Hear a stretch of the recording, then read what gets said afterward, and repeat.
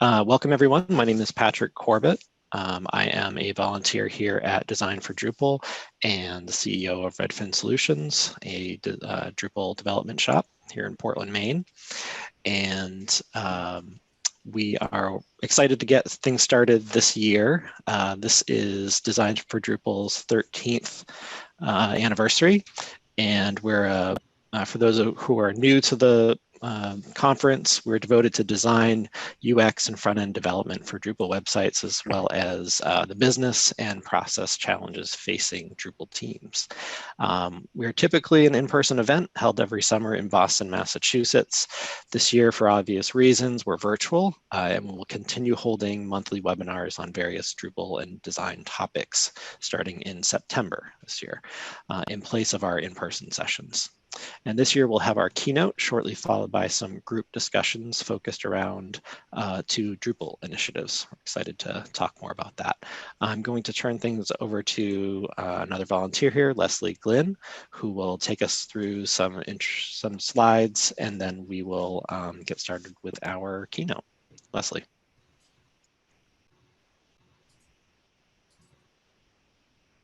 Hello, everyone. Welcome to Design for Drupal. As Patrick said, this is our 13th year.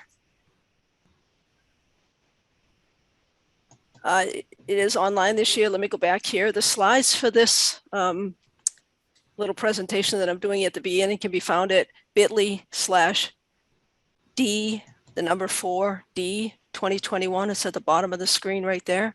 There will be some links in there that it might be easier if you access from the slides.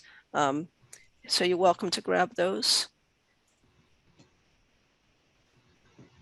So today, this is the online event. Typically, as Patrick said, we have a 3-day on-site conference at MIT. This will be a 1-day event, but instead of having 3 days worth of sessions and contributions, we have today's event, which is the keynote. Plus we had a training this morning, and we have a couple of contribution events this afternoon, which I'll talk about.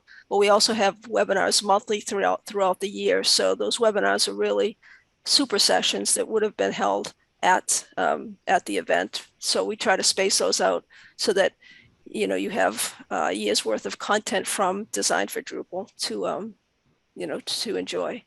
We're looking forward to an in-person event next year, we hope. The keynote today is with Preston So. We're thrilled to have Preston here to talk about voice content. Does your content speak for itself? And we will get to introducing Preston in a moment.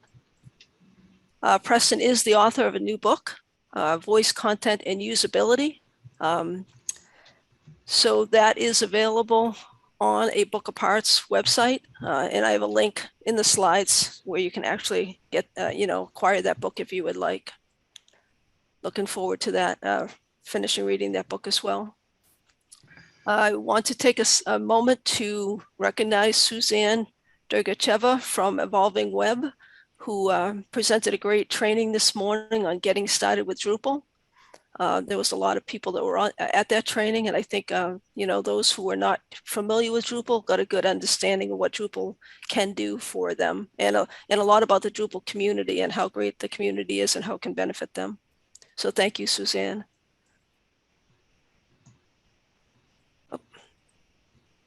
This afternoon, let me just make sure that I didn't. This afternoon, after the keynote, we'll have 2 contribution events or discussions events. This is one of them is the Project Browser Initiative. That is where you go into Drupal or into any content management system and actually choose the functionality that you want to add to your website. So we're looking for input from everybody. So thank you to these are we'll have 4 breakout rooms. So Chris and Andrew Olson and Ruth Leopold will be leading those breakout sessions. So that'll happen after the keynote. The Easy Out of the Box Initiative, Amy June will be leading that event, that contribution event. And Chris and Amy June, after the keynote is over, will give a little more information about what those initiatives are so that folks on the call can decide which one of those events would, be best for them. I know people have signed up ahead of time, but it's, either one of those you can go to without a problem. Even if you didn't sign up, we'll give you the links for that. So thank you, Amy June, and all the other leads for those. The webinar series, as I mentioned, is monthly. It's on Wednesdays at 12 o'clock p.m. Eastern time. You can sign up. Each webinar has a separate sign up. You can sign up at their website, design4drupal.org. And we do have recordings for each one of the month's webinars. So all of 2020's and so far what we did in 2021, those recordings are all available. Great content. Recommend that you go and check those out and see if you'd like to view any of those. Coming up, we have one in September on layout paragraphs, which is a new module that Justin Tupin created. We're looking forward to that. In October, we're going to have something similar, but it's going to be on the layout builder. So instead of paragraphs, that's one concept in Drupal. Layout builder is another way to drag and drop your content on the website. So Danny Englander is going to give a presentation of how to take Layout Builder to the next level, how to use all the other modules that are available around Layout Builder to, to help you do design on your website that you might not know how that you can do with Layout Builder out of the box. In terms of community events, DrupalCon Europe 2021 is coming up October 4th to 7th. Registration is open for that now. In the early bird, I think there's a discount. I know there's a discount for the first 100 people that sign up for DrupalCon Europe. So that'll be a great event. I recommend that you check that out. It is online again this year. There's a lot of local community events. The ones that are coming up next in August, Drupal Camp Colorado is August 6th to 8th. That is online as well. And there are links in the slide deck here to all of these. There's a new camp, Drupal Diversity and Inclusion. They're running a camp on August 13th and 14th, and I believe they're still looking for content for that camp. And then Ned Camp, which is a local camp to the New England area where Design for Drupal is held. That is on November 19th. That's a one day. That is going to be an in-person event down in Rhode Island. So we look forward to getting back in person, and I believe that's one of the first Drupal events that will be an in-person event. There is an events page. It's drupal.org/community/events that lists all the events, upcoming events, the trainings, contribution events, local meetups. So that's a great resource if you're looking for where can I find more information about Drupal, where can I meet with people. That's a good page to go to. The code of conduct, making everybody feel welcome included, is everybody's responsibility. Yes, this is a virtual event, but the code of conduct still applies, and we expect everyone to treat all the folks that are participating with dignity or respect. Patrick and I, there's a phone number here. It's 908, the number 4 Drupal. If anybody has any concerns, we don't expect to have any. And there is the code of conduct link at the bottom of the Design for Drupal website if you have any questions. Thank you to our gold digital sponsor, which is Redfin Solutions, and they're going to introduce the keynote. And thank you to the digital sponsors as well. Without all of these sponsors, we wouldn't be able to have this event or the ongoing webinars. So we want to thank Atten, Dev Collaborative, Talking Drupal, Acquia, Esteemed, Kalamuna, Evolving Web, Canopy Studios, Pantheon, 108 Degrees, and McPhee Design. So thank you to all our sponsors for this year.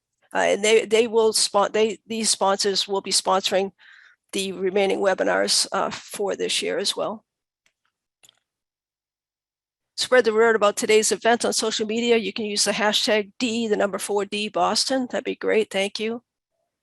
The Q&A session will follow right after Preston's keynote. If you can use the Q&A tab at the bottom of the Zoom link to ask your questions, that would be great. We do have closed captioning enabled for the keynote. So there's a live transcription option at the bottom. You can see here on the slide on the right, bottom right, where you can show just the subtitle, which shows at the bottom of the screen, or the full transcription, which is displayed on the right-hand side of your of your screen. Let us know if anybody has any problems with that, but it should be able to be something you can just turn on and off yourself in the Zoom window. All right, so up next is the keynote. Thank you all for joining us today. I'm going to pass it back over to Patrick, who will introduce Preston. Thanks, Leslie. Like Leslie mentioned, my name is Patrick Corbett, and I'm the CEO here at Redfin Solutions, and I'm really honored to introduce our speaker today. Our speaker is a product architect and strategist, digital experience futurist, innovation lead, developer advocate, 3-time South by Southwest speaker, and the author of Gatsby, the definitive guide, and Decoupled Drupal in Practice. Most recently, he wrote Voice Content and Usability, which is the first ever definitive book on voice content from a book apart. As a product leader at Oracle, he has led product design, engineering, and innovation teams since 2015 at Acquia, Time Inc., and Gatsby. He is an editor at A List Apart, a columnist at CMS Wire, and a contributor to Smashing Magazine, and has delivered keynotes around the world in 3 languages. He is based in New York City, where he can often be found immersing himself in languages that are endangered or underserved or underdeserved. Underserved, sorry. In fact, he believes, I believe actually, that he listed over 20 languages on his Drupal.org profile, which is pretty impressive. Today, he is here to speak with us about how we can accommodate the new paradigm of voice content. So without further delay, I'd like to turn it over to our speaker, Preston So. Preston, welcome to Design for Drupal. Thank you so much, Patrick, and thank you so much, Leslie. It's a real pleasure to be here at Design for Drupal. I want to say a fond hello to everybody, and thank you so much for having me here today. Let me go ahead and kick things off by sharing my screen here. And we're going to get this going here. There we go. And go into presenting mode here. All righty. So first things first, I wanted to just set the stage a little bit about what this talk is going to be about. And once again, I want to say thank you to Design for Drupal, as well as the entire team working on this conference, as well as, of course, the sponsors today. This talk is going to be a little bit of an interesting bird's eye view of this new realm of voice content, and specifically the disciplines of voice content strategy and voice content design. I really want to make sure to tie this into a lot of the work that many of us here on the webinar are doing with Drupal, however. So I will mention a little bit about what's going on in terms of what we did with Drupal for some of the work around voice content that I've done in the past, and that I've been very, very honored to be a part of as well.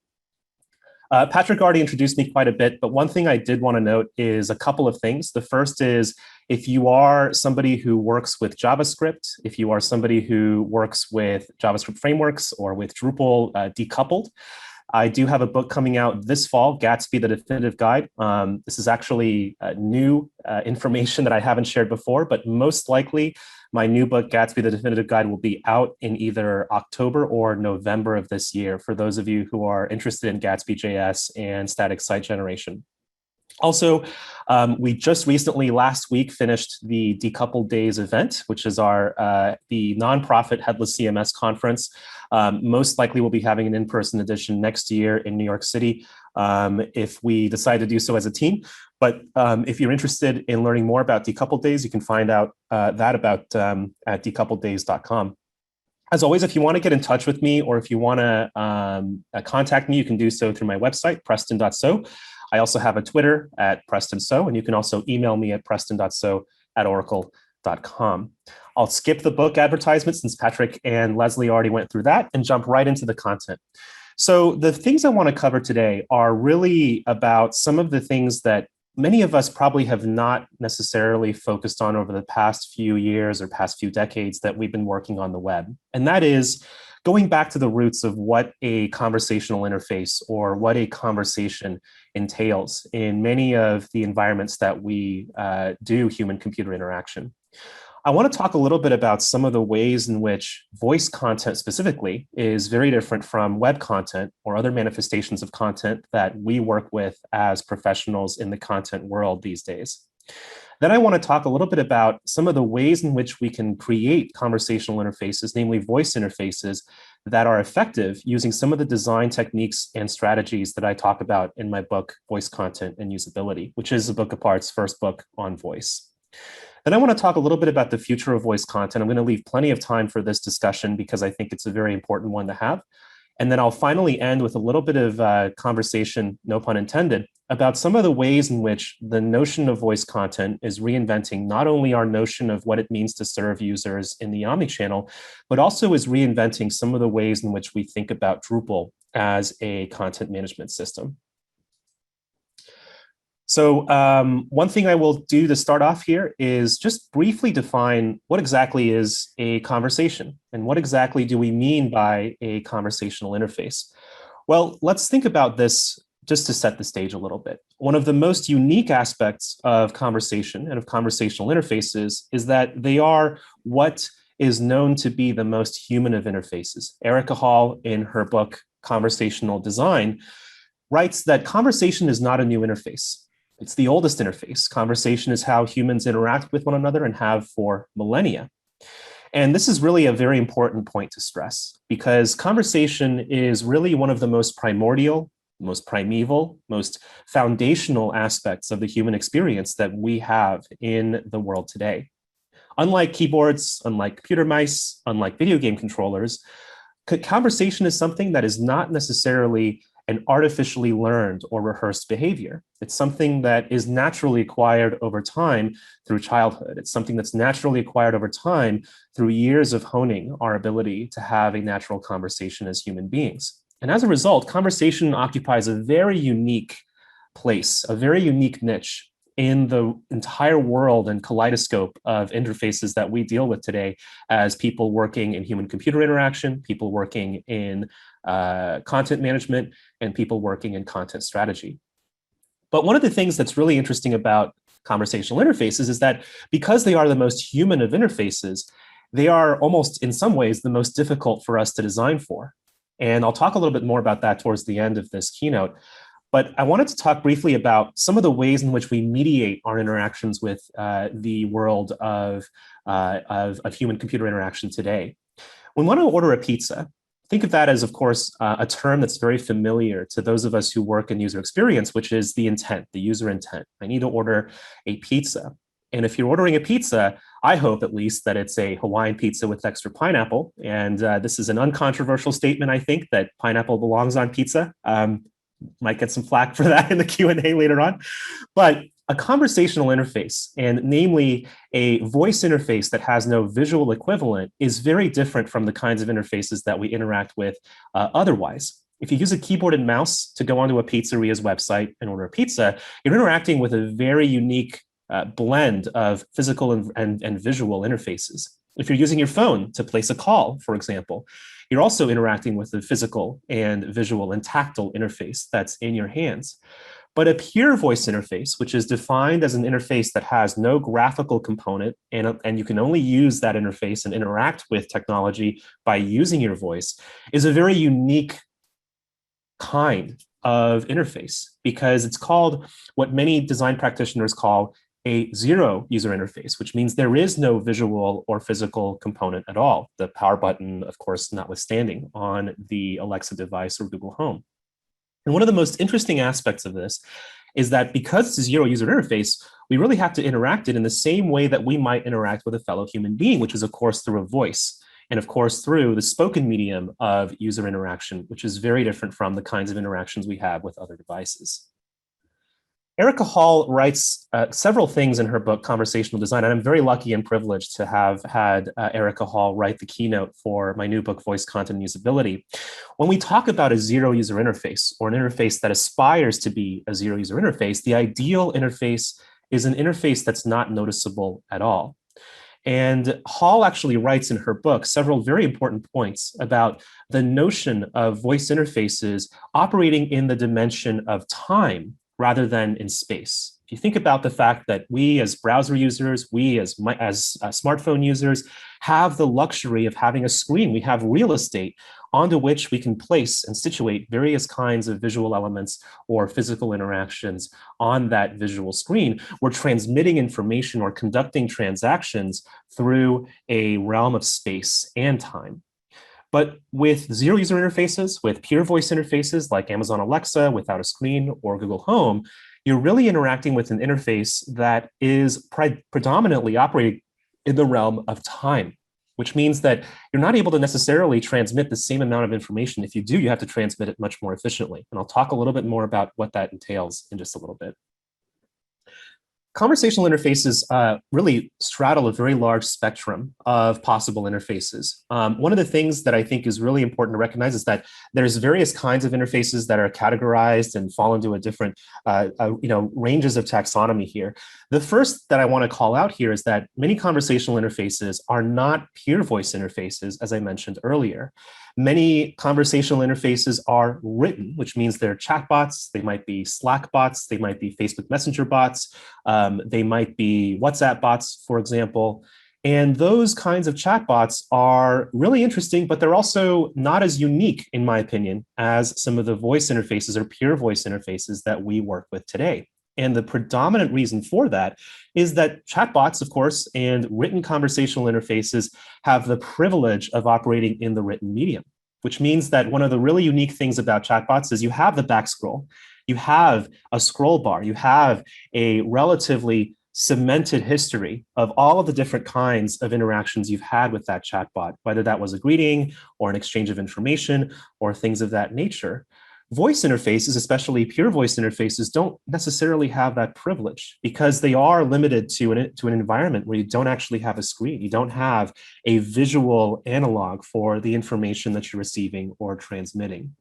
Pure voice interfaces are very different because we don't have an alternative screen or an alternative UI to actually take a look at to learn about some of the things that the interface wants to do with us. Also, unlike chatbots, voice assistants are what I call mono-channel, which means that they are really limited to a single device, especially pure voice interfaces. If you think about your Amazon Alexa device, you think about your Google Home device, those are really limited to those devices themselves. You can't necessarily take those into a browser or take those into an iPad. Of course, nowadays, there is a new trend emerging of Amazon Alexas and other voice assistants being available in automobiles and allowing for you to do those sorts of things and conduct certain tasks within the context of a car. But of course, one of the really crucial things here is that it's not as easy or it's not as really possible to interact with an Amazon Alexa by opening up a chatbot in your browser or opening up WhatsApp and talking to your own Alexa device in that realm. And that's what we call omnichannel. Many chatbots, for example, allow you to actually interact with them in a variety of different ways, whether that's through a phone, whether that's through an actual Slack messenger, whether that's through, potentially some other form of hardware. And chatbots in many cases are omnichannel. But of course, we're interested in this conversation today about not only those conversational interfaces that are spoken, but also pure voice interfaces, which are a further subset of spoken conversational interfaces. If you think about the Amazon Echo Show, for example, that's a device that allows you to have a screen component alongside your voice interface that actually allows for things like captioning, allows for an alternative for people who are in need of that sort of interaction, and also provides that really nice second component for you to be able to reference back to whenever you want to be looking at what you've said or what the interface has said before. Now, because of that, however, this conversation today is really focused on pure voice interfaces because they are very interesting and they are very unique. And of course, as we are, many of us here today, designers, they're very difficult for us to design for as a result. One of the things I want to call out, though, is that voice interface design, conversation design is still a very, very new field. And there's a lot of churn, a lot of reinvention happening constantly in the field. And the industry today is seeing a proliferation of different frameworks that are called omni-channel development frameworks or cross-platform development frameworks that allow you to essentially build one single conversational interface that manifests as a single WYSIWYG editor or a single WYSIWYG what you see is what you get defined interface that then manifests as a Amazon Alexa skill or a Google Home Assistant or a chatbot, a Slack bot, and what have you. These are Dialogflow. There are several others that are emerging recently, like Bot Society, that are really blurring the boundary between some of these distinctions that I've just mentioned here. It's a very interesting time for voice interface design today. However, one thing I want to note, and this is something I wrote recently on my blog, Preston So, is there's a little bit of concern that I have certainly that by blurring this boundary between the written conversational interface dimension and the spoken conversational interfaces that many of us have at home today, we're really washing away some of the important distinctions and some of the important ways in which spoken and written language differ from each other. And I've spoken on this quite a bit in the past, and it's an area that I think is very important for us as user experience practitioners and as Drupal developers and designers as well, because of the fact that oftentimes the ways in which we experience written content or written information is simply not the same as experiencing spoken information. I'll get to that, to a little bit more of that in a little bit. But let's winnow in a little bit further into this realm of what exactly constitutes a voice interaction. The simplest definition of a conversation in terms of the linguistic definition or the definition that we find in most scholarship is that a conversation is an exchange that lasts an arbitrary length of time between two or more humans. And the conversation can meander, it can really take on any topic, it can accomplish any task, but there's no real kind of objective for a conversation that is established within a simple set of parameters. And so, for example, the kind of small talk you might have with a friend at the deli counter doesn't necessarily realize any sort of outcome apart from some glad handing and some small talk, but that is a conversation. A voice interaction in the realm of voice interface design is very different. A voice interaction is a conversation that lasts a set length of time that realizes some form of outcome for the user on behalf of the voice interface. So a good way to think about this is that a voice interface, a voice interaction is a conversation, but not all conversations can be construed as voice interactions. And you can have multiple voice interactions comprise a single conversation. Let's take a look at a couple of examples. If you think about a transactional voice interaction or a transactional conversation, let's go back to the example of ordering a pizza. Well, when you're ordering a pizza, generally speaking, you want to accomplish a task. You're trying to finish some kind of mission that is related to some kind of task. And transactional voice interactions are what Amir Shevat, in his book, Designing Bots, calls a task-led conversation. And in this conversation, what you can see is that we've got a series of utterances by two people that accomplish a certain task. Burhan, who is the owner of the pizzeria, is asking questions that are specifically oriented towards the end of helping Allison purchase a pizza. But of informational voice interaction, or what Amir Shevat calls a topic-led conversation, is a very different kind of conversational interaction. We're not so necessarily interested in whether or not we can order a pizza with extra pineapple, as it should be. We're more interested in finding out about this pizza. And Allison, for example, might be asking, in fact, about whether or not this Crust Deluxe pizzeria has any halal options, any kosher options, any ovo-lacto options, or other information that is relevant to her experience as a customer of this pizza restaurant. Now, this is a very different kind of conversation, because at the end of the day, Burhan has not sold a pizza. Allison has not purchased a pizza, but she has been given information that is crucial for her to be able to continue with her day and potentially come back for more interactions in the future.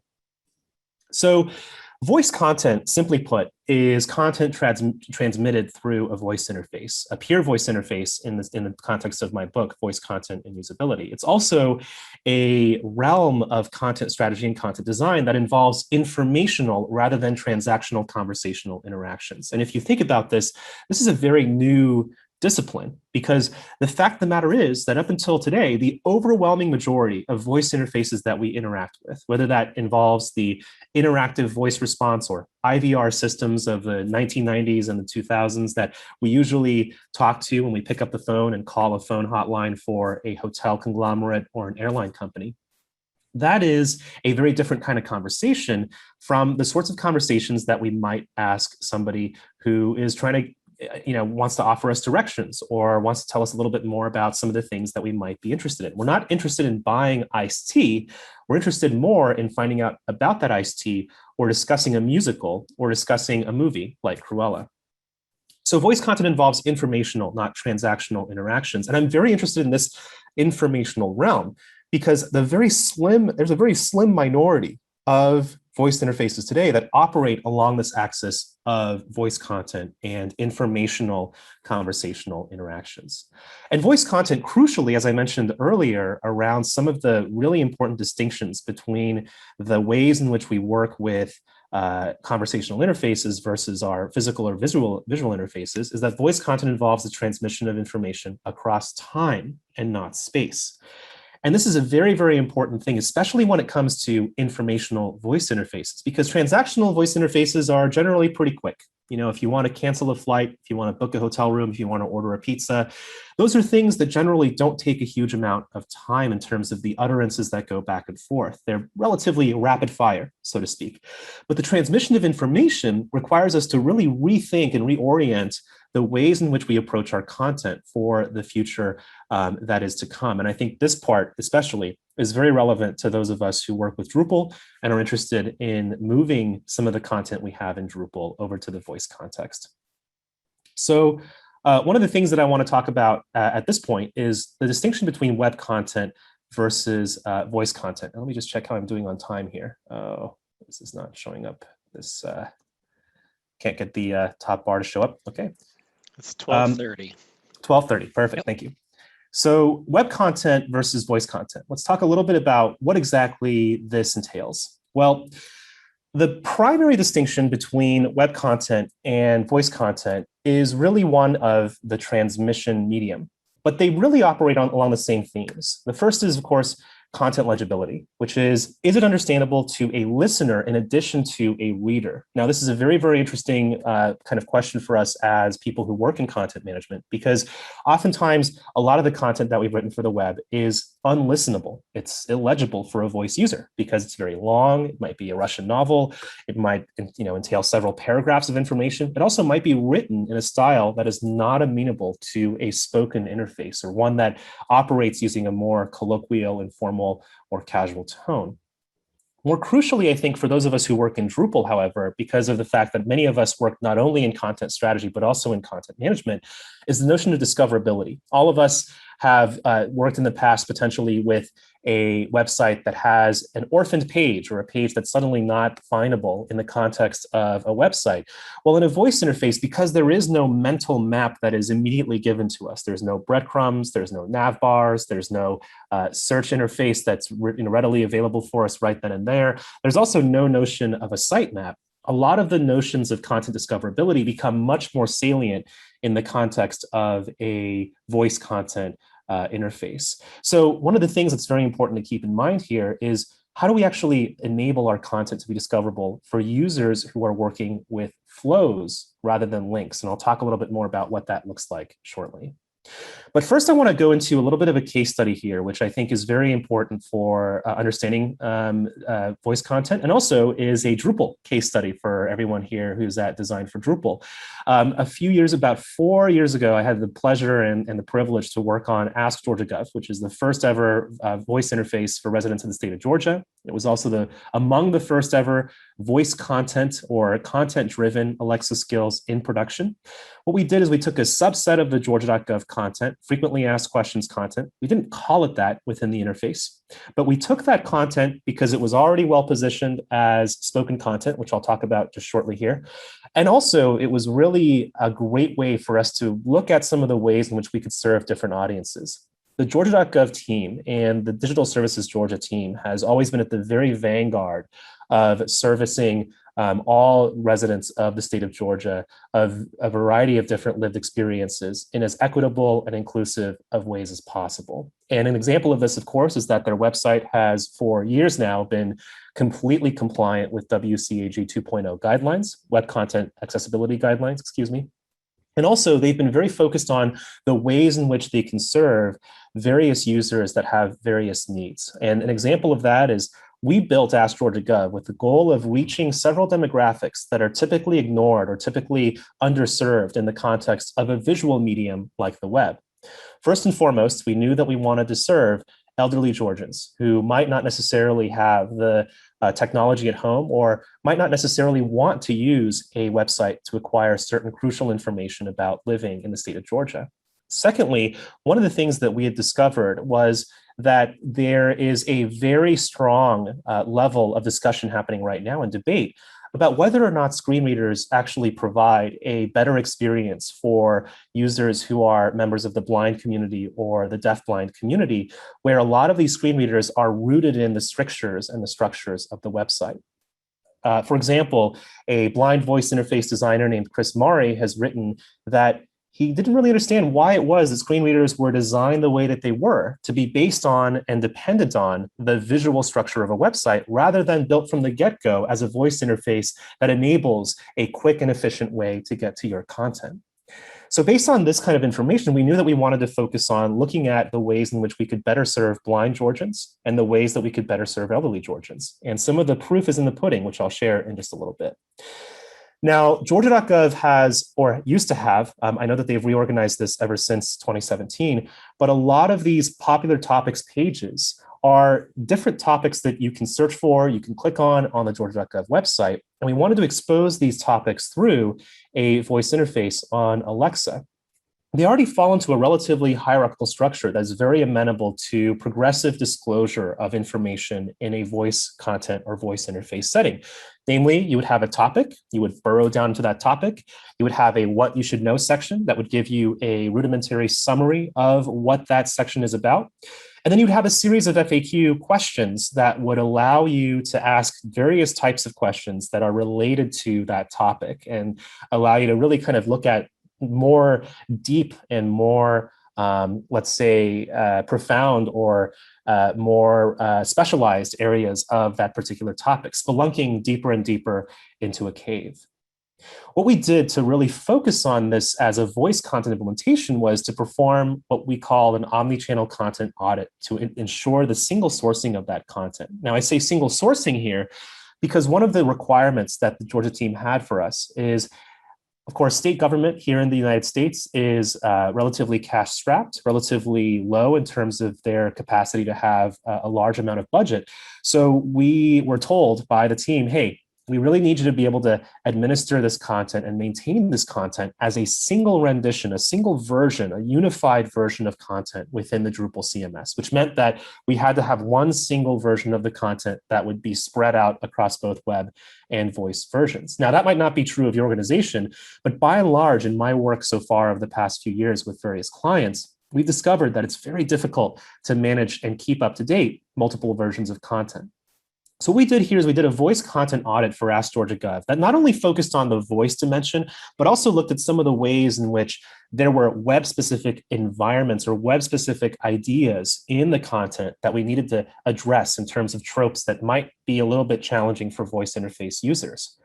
Some of these include things like links, for example, but we also focus predominantly on these two concepts that I discussed earlier. Is this content legible in a voice setting? Is it as readable or listenable in a voice setting as it is in the web setting? Is it as discoverable in the voice setting as it is in the web setting? Now, as you can see, there's a lot of thinking to do here and a lot of criteria and thinking around some of the ways in which this will manifest, but you can find out full details about how we actually staged this content audit and worked on this content audit in my book, chapter 2 of my book. But two of the things that are really common right now in the web and have been for decades now are links and calls to action. Now, links and calls to action are great tools for generating leads, for converting customers. But in a voice setting, they can really trip up a user of that voice interface. And one of the things that Aaron Gustafson, for example, writes in his A List Apart article, Conversational Semantics, is it doesn't really make a whole lot of sense if we're looking at omni-channel content or looking at ways to make our content valuable for more than just the website, to have calls to action and links that refer to things that you can't access. For example, how do you learn more about a program if there's no way to do that in an Amazon Alexa? How do you click on a link in Amazon Alexa if you can't color text blue and underline it in a voice interface setting? We also worked hard to reduce some of the verbosity, some of the length of some of these responses.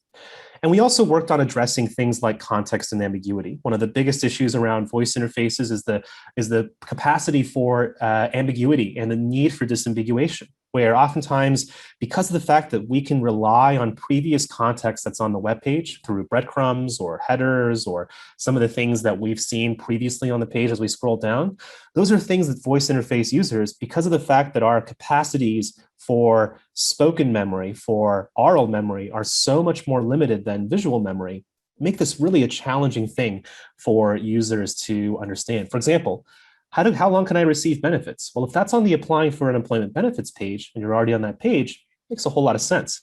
But if you don't actually know what benefits are being referred to because you've just been thrust into a voice interface interaction, you're not actually sure what kind of benefits that's referring to. However, one of the things that we wanted to consider especially, and this is where a lot of user research comes into play, I think one of the most important aspects of voice content design is to understand very, very deeply the demographics and the population you're trying to solve.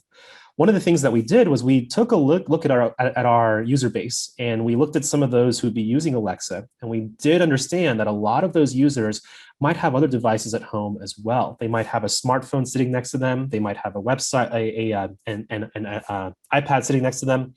And one of the most important things that you have to consider is, well, is there a capacity for cross-channel interactions that some of these users might want to engage in? For example, using a smartphone while they're talking with Alexa, or typing on a laptop while they're talking with Google Home. And because of the fact that the Georgia.gov website doesn't cover the jurisdictions of all of the other websites that are in the Georgia State Government purview, we wanted to make sure that a lot of these other links could be preserved just in case certain users wanted to have the ability to access those within reason, of course. We got rid of a lot of these, but we kept a lot of these for those situations where we knew that a user might want to have the ability to know where that was to refer to it later, as opposed to something that's also already available on the Georgia.gov website. So for more on this, see Chapter 2 of my book. 8 months later, we had a retrospective. And one of the things that we found that was very interesting is that the ways in which our users were interacting with our interface was very different from the website.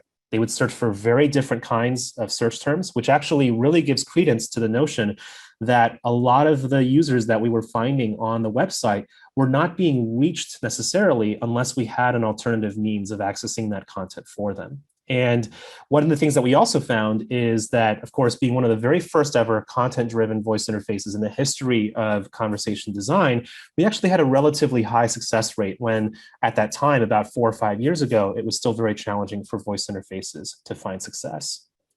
Now, we built on top of the existing site of Georgia.gov to enable delivery through Alexa. And this is where I'll take a really brief detour into Drupal for those who are interested. I worked with several members of the Acquia Labs team, as well as members of the Drupal community. Jacob Suki wrote the Alexa module for Drupal 8. Chris Hamper, my colleague at Acquia, wrote the backport version of that module for Drupal 7. And we managed to go ahead and install that module on the Georgia.gov website and construct a website that was not only a Drupal site, but also a decoupled Drupal implementation that served out this content through APIs to Alexa. And of course, the really nice thing about this as well is that we were able to keep all of those logs and analytics and reports in the same site. So side by side, the Georgia.gov team could look at the 404 responses in their website, as well as on the voice interface, which was a very, very fun and interesting way to build this out. Now, the one thing I will say here is that the only sustainable approach that we found is that reusing content across channels is really one of the primary ways that you can keep this intact as a whole.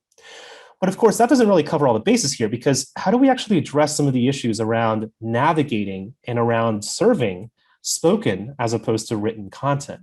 And that's where dialogues and flows come into play. Now, voice interface design at its core is really about writing effective dialogues and crafting efficient flows. And I'll talk about both of those things right now.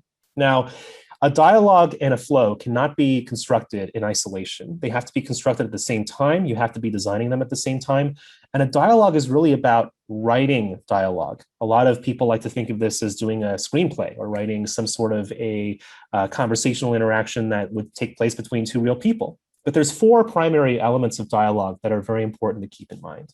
The first is onboarding, which is communicating to the user what it is that you're about, why it is that you're around. And generally speaking, you don't want to keep this too short, and you also don't want to make this too long. One of the things that I think is very challenging for a lot of voice interface designers who are coming from the web context is understanding that you're actually holding captive audiences in time rather than space. It's not so much a scroll of the mouse wheel, it's more that you're actually preventing them from moving on to the next step the longer you let your onboardings go. At the end of the onboarding, you should have a prompt. Now, for us, we had a prompt that was very open-ended. Welcome to Georgia Gov. Feel free to ask a question, because oftentimes when you actually install an Amazon Alexa skill, you have certain information about the skill already available. It's like an app already available on the Alexa marketplace for you to take a look at. Now, if we had the chance to rebuild this interface, we would probably give folks a couple of examples, which is an example of a directive prompt. Every instance of onboarding should have a prompt at the end to give the user that next step. Now, I alluded to the term intent earlier. Intent in the context of voice has a much deeper meaning because it's really focused on the notion of how do I actually target what the user wants and how do I identify the intent of the user? Now, the whole nuances and the vagaries of intent identification are extremely convoluted and long, and I encourage you, if you want to find out more about this process, to look at chapter 3 of my book, because I don't have time to go into all of it today. But in responses, we have three different types of responses, which are confirmation from the voice interface, which is, hey, does this sound helpful? I found you a result in the search I just conducted, driver's licenses. And the user can then, of course, say yes to that particular new prompt.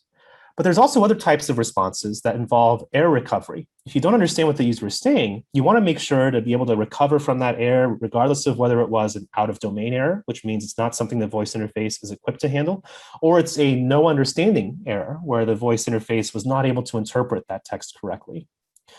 Error recovery is very challenging in voice interfaces, and I talk a lot about some of the available strategies, like the move-on strategy in chapter 3 of my book. And then finally, of course, the most important kind of response for voice content is resource delivery, where we actually convey the information that the user is looking for. So, for example, serving information that is from that what you should know section, or serving certain information about that particular frequently asked question that we transmitted through the voice interface. There's a couple of best practices for dialogue writing. You want to keep your utterances short, because you're holding people captive. You want to keep it relatively natural, make it a spoken style, spoken tone. And you also want to make sure to design for ambiguities, because ambiguities surface very often in voice interfaces and can present significant issues for users who are having trouble. And this is one of those things that I think is very challenging and involves a great amount of writing that you're going to have to do. Supporting corrections is also very important. Oftentimes with error recovery, you want to be preemptive in the ways in which you recover from errors. And that means facilitating a means for users to be able to walk back what they said. Oftentimes, this is something that's really up to the interface foundation you're working with, but it's still a very important consideration for those who are writing these dialogues. Also, timing is important. If you control or have more means to manipulate some of the lower level elements of your voice interface, you want to make sure to really focus on the notion of timing, because though silence can be very effective, just like negative space is in the context of web design, it can be a very, very challenging thing to recover from in terms of the user experience. I also talk about several things: conversational markers. These are like highway signage or mile markers in the conversational interface that help to allow you to craft that narrative of making sure that a user knows where they are within a given dialogue. This helps the user feel like they're not necessarily having a conversation that's just going around in circles, and allows you to craft that narrative that really constitutes a very natural sounding conversational interaction. Now, for flows, I want to talk briefly about an example from forestry. Now, I grew up in the state of Colorado, where we have a lot of vegetation, And one of the really interesting examples, I think, of flow or of flow journeys within the context of the discipline of forestry is what's called the single access key or the dichotomous key. Now, the goal of a single access key is to basically engage in a game of 20 questions to allow you to land on some sort of outcome for that particular user, who is, in this case, a person who is identifying a kind of tree specimen that's sitting in front of them. Now, one of the most important aspects of a single access key is, as the name suggests, you start from the same starting point. And other aspects of that interface are really of no concern to you and need not be because of the linearized approach that the flow undertakes. Now, this is a very important consideration because in a voice interface, you really don't have the luxury of constantly flipping back and looking at some of the things that you answered before. You have to keep pressing ahead. A lot of things have to proceed in a single direction, and they have to proceed in a very linear fashion to avoid confusing the users, and especially out of concern for users with cognitive disabilities. And because of this linear approach that many voice interfaces want to take and should take, this actually really challenges some of the notions that we have around wayfinding and information architecture within the context of web design. Now, I don't have time to really dig into some of the specifics of the call flow diagram, but I want to briefly touch on some of the notions of information architecture that are really pertinent to us as user interface designers who are moving potentially from web to voice. Let's take an example of a New England pizzeria that I used to visit very frequently, Burlington House of Pizza in Massachusetts. And Burlington House of Pizza has a website, but the website is a network architecture. It's a hub and spoke architecture. It has many different places that you can go to. It might even have a sitemap that shows all of these links in one place. And of course, you have nav bars, you have breadcrumbs, you have an information architecture that is allowing for the user to see everything's structure right in front of them without necessarily having to leave that context. But of course, the challenge with a voice-optimized information architecture or a wayfinding mechanism is that we have to be given the structure. And that's what I really, really want to stress here with the notion of a linear or a unidirectional a flow journey for those who are users of voice interfaces. One example of this is that unlike a voice interface providing a menu, which is the thing that we would expect on a website, you really have to look at some of the ways that you can linearize some of these interactions, as we found in Ask Georgia Gov, according to a hierarchy that might be very networked, might be very hub and spoke, but still enables the user to follow a very linear and commonsensical progression through the content that they want to find. So in voice, information architecture and wayfinding require guided unidirectional flows. Sitemaps and nav bars are straight out. There's this thing called a call flow diagram, which is really originated from the interactive voice response interface era back in the early 1990s and late 1980s, which really is a flow diagram for voice interfaces. Now, as you can see here, they bear quite a bit of resemblance to single access keys. You have a single starting point, you have certain abilities for the user to move around, and it's very crucial to think about the ways in which your dialogue is going to be restructured into these different flow elements in the diagram. Now, I know that I'm probably running out of time here, so I don't want to delve too deeply into some of these aspects of decision states versus dialogue states, but I do want to stress here that it's very important to also have a visual means of mapping out your flow for your users, because if you don't have a visual understanding, how will your users ever have even the most basic mental map in their heads of how to navigate your interface? So I don't want to delve too deeply into this because I do want to get into some of the later topics here that are much more important for us as content practitioners and as user experience practitioners. But I will very briefly state here that one of the most important steps of your voice interface implementation, if you're building a voice interface for Drupal content, is to convert your dialogue into flows that make sense. And these flows can really embrace not just one, but many different manifestations of your dialogue. And they have to encompass error recovery strategies. They have to encompass various types of interaction that allow for the user to not only hit brick walls and succeed, but also potentially deal with things that you might not necessarily have predicted within the context of your voice interface to begin with. And this is one of the biggest reasons why it's important to test early and test often, as I write in my book. Now, one of the most important things that I'll state here at the end here before moving on is the dialogue, writing, and call flow diagramming, they really can't happen in isolation. They have to happen in conjunction with each other. And if you want more information about some of the diagramming specifics, obviously, please check out chapter 4 of my book. I don't necessarily want to give away everything, but happy to share, of course, more in the questions and answers as well later on. So in these last few minutes here, I want to talk briefly about voice content by zooming out and looking at some of the things that are very interesting to us as human-computer interaction practitioners, but also as human beings that live in a society that still deals with a large amount of systemic oppression, of significant issues when it comes to algorithmic oppression and automated racism, and some of the ways in which voice content both challenges and intensifies some of those biases and some of those systems of oppression. You heard me say at the very beginning of this presentation that when you hear Alexa or Siri speak, you're really having a conversation with the most human interface that exists. You're having a conversation with, for all intents and purposes, a human being. That's at least the goal of voice interfaces, is to get to that point. And I'll talk a little bit more about maybe some of the nuances there in just a little bit. But I want to end today with a little bit of a conversation about some of the problems that are inherent to voice interfaces today. And I would be remiss to end this presentation today without discussing some of these very important issues that we face today as practitioners in the technology industry.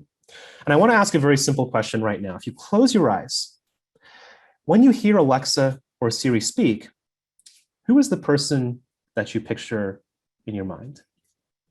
Generally speaking, the kinds of interactions that we have with Alexa or Siri or Cortana are really rooted in many ways in some of the systemic issues of misogyny, the problematic characterization of voice assistants as secretarial women or executive assistants that really codify and cement a lot of the biases that we continue to have today against women.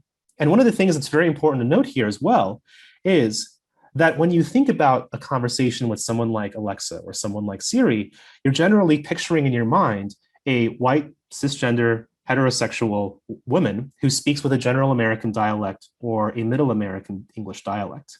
There's no space, for example, for Black women who speak in African American vernacular English. There's no space for a man that speaks in an Indian English dialect. There's no space for Singaporean English, Singlish, or for Hong Kong English. And these are all things that really are very pertinent to us, because as we think about voice interfaces and the ways in which they can represent or codify our biases, the thing that we have to remember is that voice interfaces couldn't care less about the racism and the sexism that we have in our society. Voice interfaces must represent the richness of human language. And I want to talk about this from two very important dimensions. The first is that today many organizations are looking at building voice interfaces to outperform or outmode many of the call center staffers and hotline customer service or frontline agents that are today helping those who are trying to consume information. But most of these people are located in the global south, in lower or middle income countries. When you call somebody on a hotline and you speak to a customer service agent, you're generally speaking with somebody who might be located in the Philippines or in Indonesia or in India. Now, if we are going to be getting rid of all of that employment, all of those jobs for these crucial frontline workers, what does that do? Does that foster a monoculture in terms of the richness of human language? And by the same token, what does that do to the level of credibility and the amount of trust that people can have in the voice interfaces that they work with today? One of the crucial questions that we have to ask ourselves is, just as disinformation has spread like wildfire across social networks, across these examples of algorithmic oppression, how will voice interfaces serve to establish the same level of credibility and trust if those voice interfaces themselves do not represent the richness of those that they are meant to serve in terms of their lived experiences and in terms of the systems of oppression that they face? There's a notion in futurism by a gentleman named Mark Curtis, who has a prediction about what's called the conversational singularity. If you've heard about the technology singularity, it's a very similar concept. But Mark Curtis writes, and I think it's a very compelling notion, that at some point in the future, we'll have a conversational singularity where voice interfaces will be indistinguishable from the kind of conversation that we might be having with our favorite person at the deli counter or our favorite cashier at the supermarket. But one of the questions that I want to ask today, and I ask in chapter 6 of my book, Voice, Content, and Usability, is that conversational singularity will make voice interfaces indistinguishable from whom and for whom. Because when you think about the ways in which we've designed voice interfaces up until now, they've been very focused on the white American male, oftentimes, experience, couched in that white male cis het gaze. And if you think about the notion of the conversational singularity, it's this concentration of this idea that there's only one single unified way, one single monolithic way to have a voice interaction with a voice interface. At what cost does that surface? One of the things that Susan Hura, one of the most important figures in voice usability, has found actually is that oftentimes people actually prefer more artificial or rehearsed or practicable conversational interactions over those that approximate or come as close as possible to a real voice interaction that you might have with a human being. And this really challenges some of these notions of, well, what does a conversation-centric or a conversation-first approach entail? And what does that mean for users? And what does that actually mean for the ways in which we interact with interfaces that couldn't care less about how human they actually sound or are? For more, see chapter 6 of my book. And finally, I just want to end with a couple of takeaways here. As I mentioned just now, we necessarily personify voice interfaces. They reflect back to us our society in ways that websites and mobile devices do not. They're the most human of interfaces, and we have to design them accordingly. Voice content, in particular, must be human-centered in the language that comprises the dialogues that you write and the flows that comprise the structure that you craft. Voice content cannot stand alone alongside web content because it's going to become unmanageable. If you do have the luxury to do this, then you better have a really great staff ready to handle all of those different concerns. Voice content must be part of a larger omnichannel strategy that is channel agnostic, but also keeps in mind some of that consideration for other channels that do exist. Thank you so much. And for more, you can learn more at my blog, Preston So. I've written a lot about these topics. I go into much greater depth about some of these issues on my blog. As you can see here, there's plenty of links here. I'll share the slides here in just a little bit. And if you want to check out more about Ask Georgia Gov, I gave a talk with Nikhil Deshpande, CDO of Georgia, at Voice Summit a couple years ago, as well as at Front End United. And thank you very much for your time today. I'll go ahead and turn over to questions, and I hope that you have a wonderful rest of your design for Drupal. Thank you so much for having me here today. Thanks so much, Preston. That was excellent.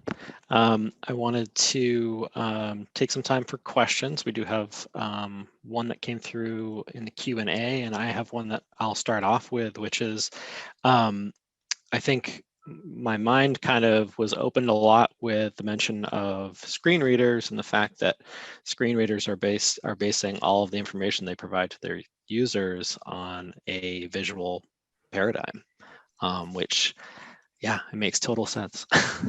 My question is, do you think that it will require a conversational singularity to happen before mass adoption of voice interfaces?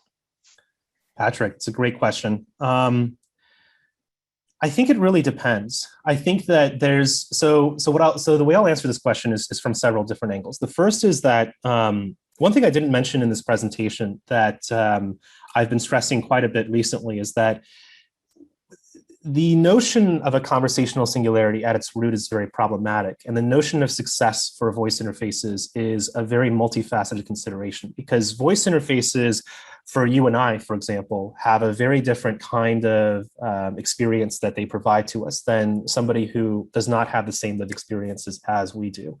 One example that I will be very emphatic about right now, for example, is that voice interfaces, voice content do not replace screen readers. They do not completely substitute the role of screen readers for disabled users.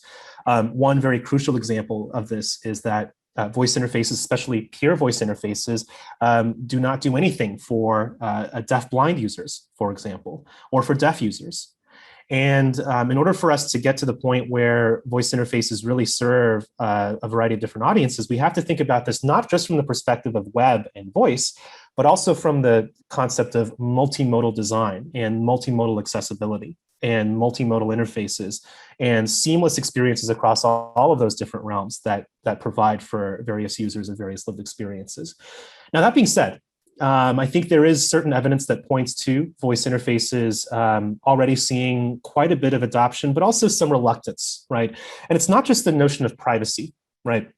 I think a lot of users today are still very concerned about the issues that surround voice interfaces with regard to the uncanny valley effect, with regard to the notion that voice interfaces are still a little bit creepy. And they're not necessarily the kinds of things that we really want to have conversations with on a daily basis, even though there is also usability research and evidence that shows that voice interfaces have helped stave off loneliness for a lot of elderly folks and folks who deal with loneliness and other other sorts of issues that can help can be helped by voice interfaces potentially. But this really comes into a very interesting question here, which is that voice interfaces certainly are effective and people do enjoy using them, but only within certain very small areas and certain small jurisdictions. And you see that in the fact that oftentimes we're perfectly comfortable having a brief conversation with something that sounds very mechanical, something that is very artificial. And that's what, of course, Susan Herr's research suggests, is that the more that we show that we are artificial, in the same way that you identify Majel Barrett's voice in Star Trek as a computer and not as a fellow human being. Of course, that gets challenged later on in the later series of Star Trek.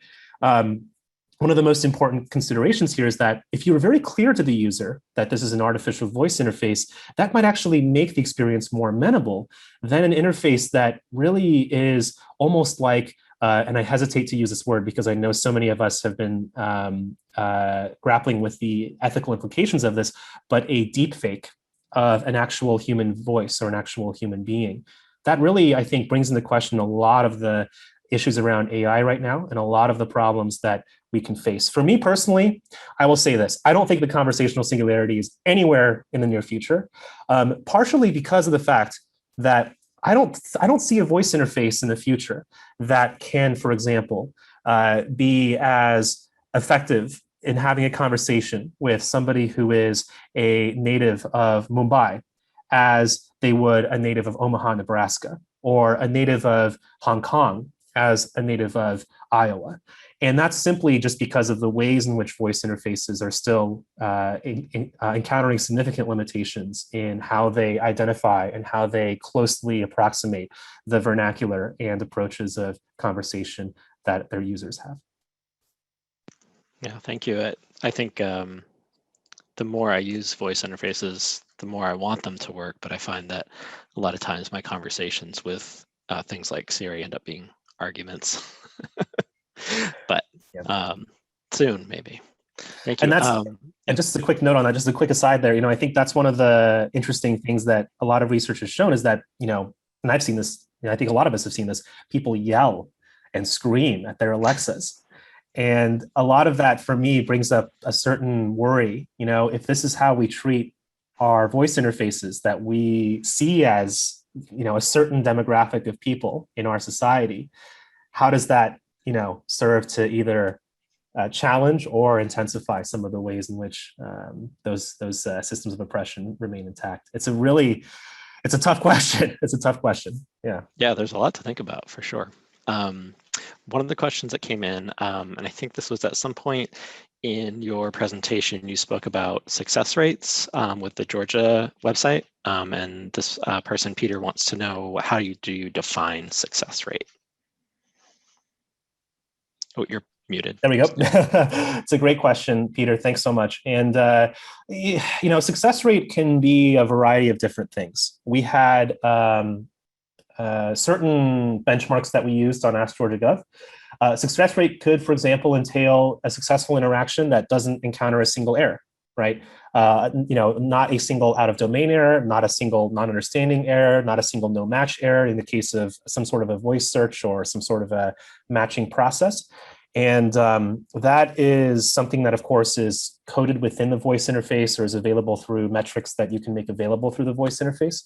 But there are also other metrics that we use as well. And as I mentioned, just kind of tangentially, we had a 404 log that would track 404 errors whenever the Drupal website was unable to actually return any search results or find that particular content item that was being searched for in the voice interface.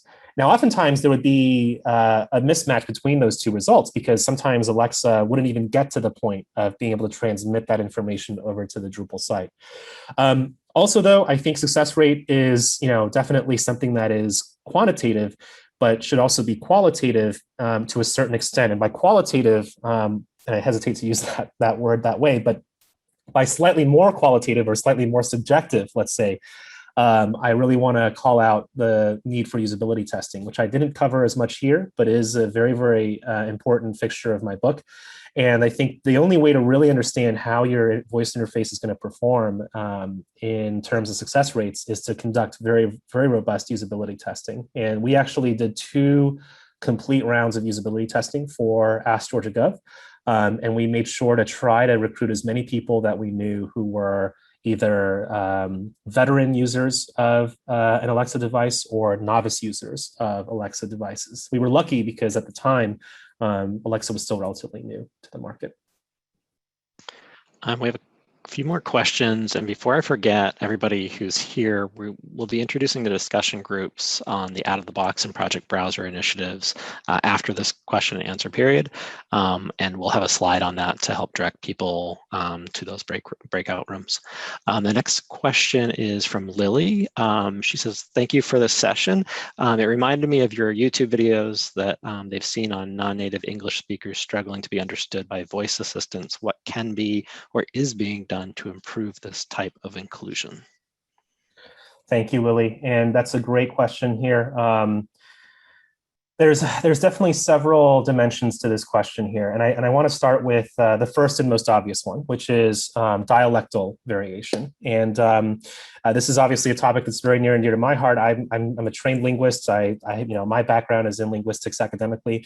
So sociolinguistically, this is a very important question, which is how do we refrain from either establishing a monoculture of general American dialects or prevent the sort of concentration of power in terms of the ways in which voice interfaces are written in the hands of those who have these dialects. There's 2 answers to this.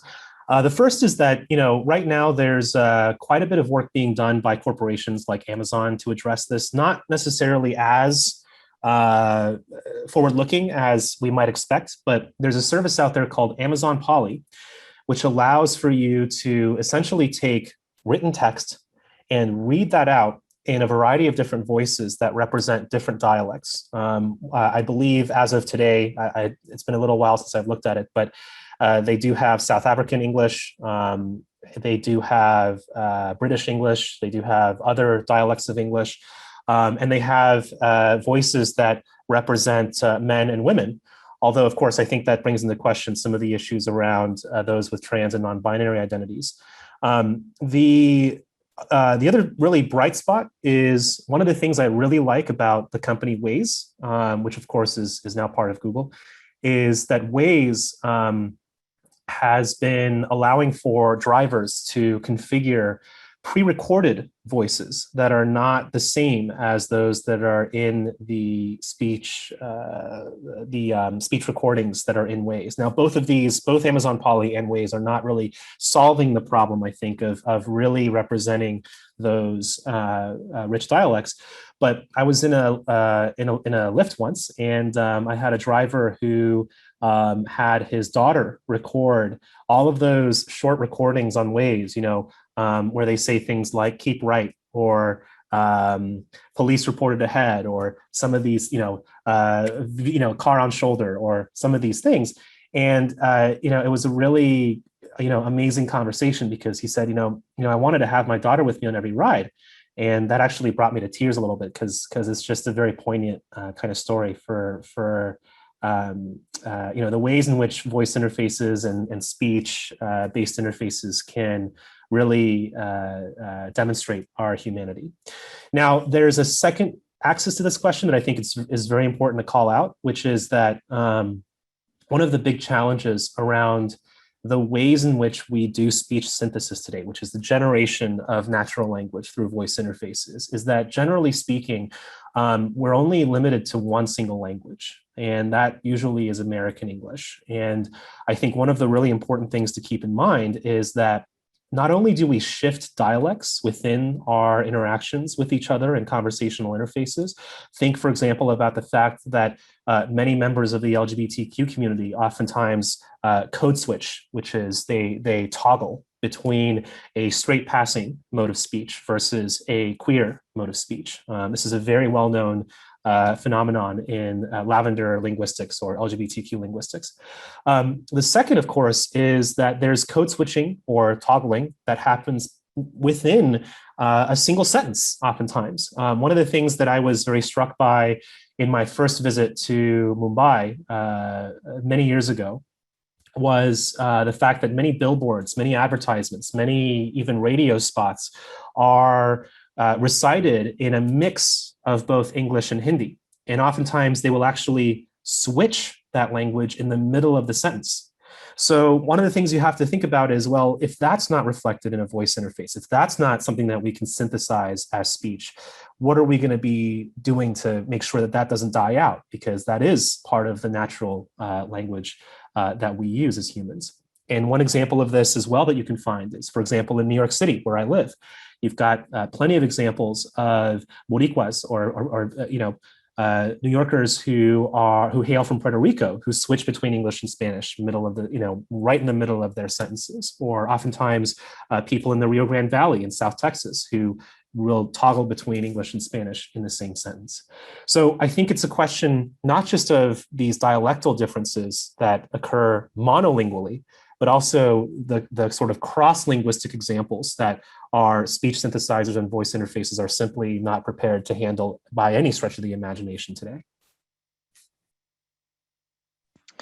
The next question comes from Anonymous, and they say, I've heard about trends with people and perhaps children who have just really been caught up being more or less abusive to their voice assistants. Do you have any thoughts on why that is, and what, if anything, we can do about it? And what does it represent or mean? Is it just a frustration at less than ideal voice interfaces or something else?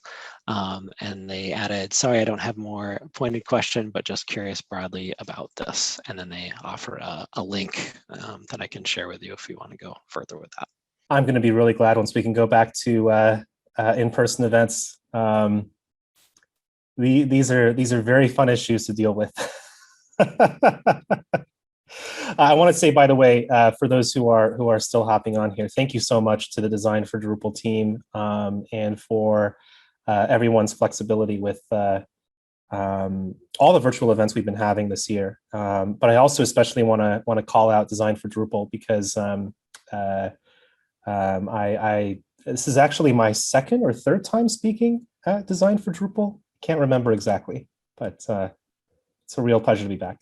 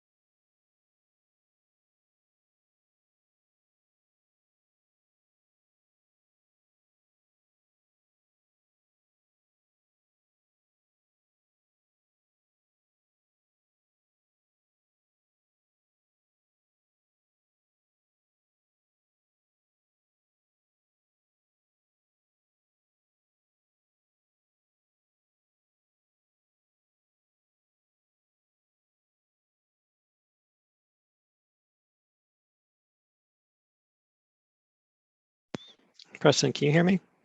I can hear you, yep. Okay, great. All right. It looks like we've got some people back. Shoot, I think people are going to have to rejoin, unfortunately, but I will keep going. I do remember the question, Yeah, so I can great, jump right in. because we lost the questions too. Yep, no Apologize, worries. everybody. I don't remember what that last question was, though. So hopefully, whoever asked that last question can re-ask it. So yeah, this is very interesting because I think this goes back to what Patrick and I were discussing at the very start of the Q&A.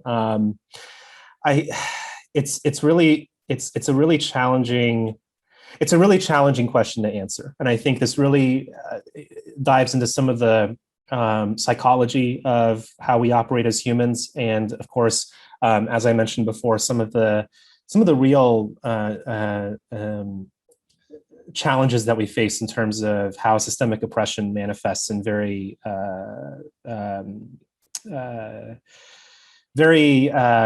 diverse ways within the realm of technology.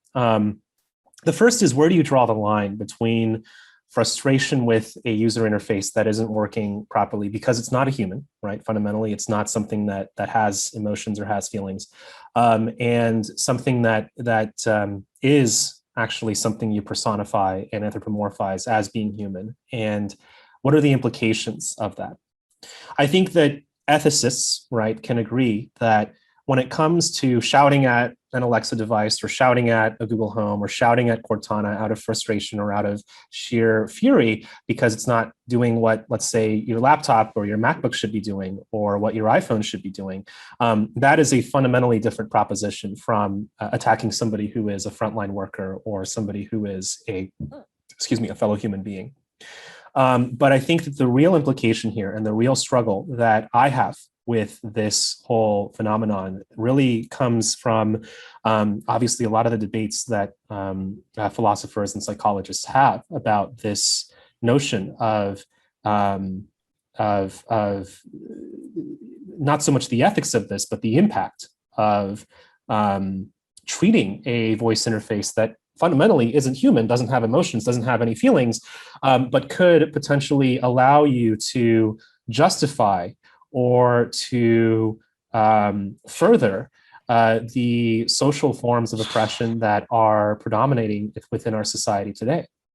For example, I think one of the very clear things that we know as people who live in a society that is patriarchal and a society that is cis heteronormative is that women, especially those who are perceived to be executive assistants or secretarial, are treated in a very, very different way from men who are in those positions. We also know that there's a significant amount of intersectionality that occurs where women of color or queer women or trans or non-binary women or femmes are very much impacted by these notions of how we perceive or how we extend some of the ways in which we treat voice interfaces that are personified or characterized as secretarial women. What does that do for the ways in which that intensifies our biases against women and women of color and queer women outside of the context of interacting with a voice interface? Now, there's, by the way, I don't want to say that there's a huge amount of writing that's been done on this, by the way, from a variety of lived experiences, and especially from women in the technology world who have written about this. But I think it really does call into question, especially as we approach what could be the conversational singularity. How do we prevent some of these biases that are, not necessarily unethical at this point, from becoming something that does become fundamentally oppressive outside of the context of our interactions with what are fundamentally, at the end of the day, computers? Thanks, Preston. I think we have one more question, but we're not going to be able to get to it. I want to make sure that Leslie has time to let people know how to get into the contribution sessions, discussions. So I'll turn it over to Leslie, but thank you, Preston. That was an excellent keynote, and we really appreciate you. And welcome back to Design for Drupal, because you have spoken here quite a few times. Thank you. Thank you so much. Appreciate it. Yep. And thank you so much, Preston. Great job. All right, I'm going to share my screen again. I know at least this will be in the recording. Catherine Carruthers, I need screen sharing again. Or Patrick, you can share the presentation if you want. Yeah, let me pull that up. Okay. Oh, there you go, Leslie. You're Oh, all I have set. it. Okay, thanks.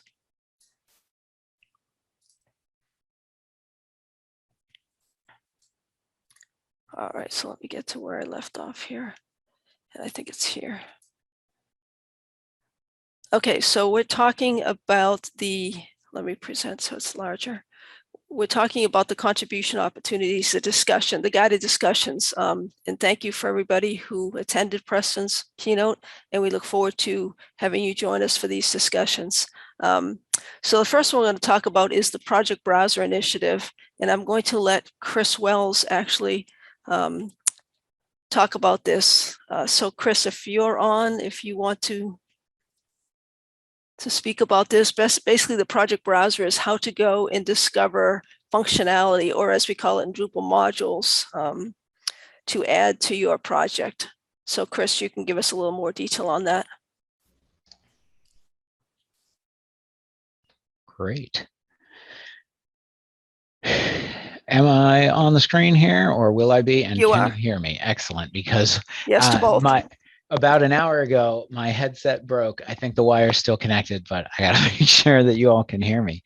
Yep. So yeah, so the Project Browser is a new-ish initiative that Dries has proposed.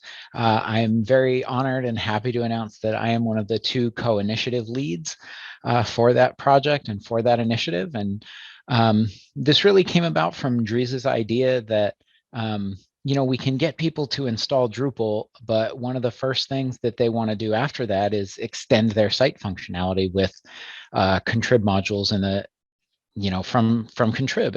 And is there an easier way to get them to do that? You know, right now we have to go to Drupal.org and we have to figure out what's a, you know, a good module to install that both solves our use case and meets other needs like security and that sort of thing. And a lot of other projects have solved this problem by shipping a project browser built and baked right into the CMS. So we're looking ahead to that, about building a way to sort of shop for modules, and even at a longer term goal, sort of install them right from that shopping experience and say, I want this on my site now. So we have some prototypes and some ideas that are very rough and still very new, but we're looking for people who might be in a position to give us feedback on that, whether you've been in Drupal for a long time, or especially if you're pretty new to Drupal, or if you have expertise or experience in the UI UX realm. We're looking for any kind of ideas at this point. And so we'll have some prototypes to share with you in focus groups, and one of the group facilitators will be furiously taking notes on all your feedback. So that's kind of what we're after here today. Thank you, Chris. Oh, what happened to my sharing here? Amy June, you can go ahead and in the sake of time here, you can go ahead and talk about the Easy Out of the Box initiative. Sure. Thanks, Leslie. Thanks for having and inviting me here today, but you can go to the next slide. Basically, the Easy Out of the Box initiative is making the editorial experience clear and empowering from the moment Drupal is installed. The initiative is composed of 3 components, and it's Claro, Layout Builder, and Media. But today, we're going to focus on the Claro theme and the marketing side of things.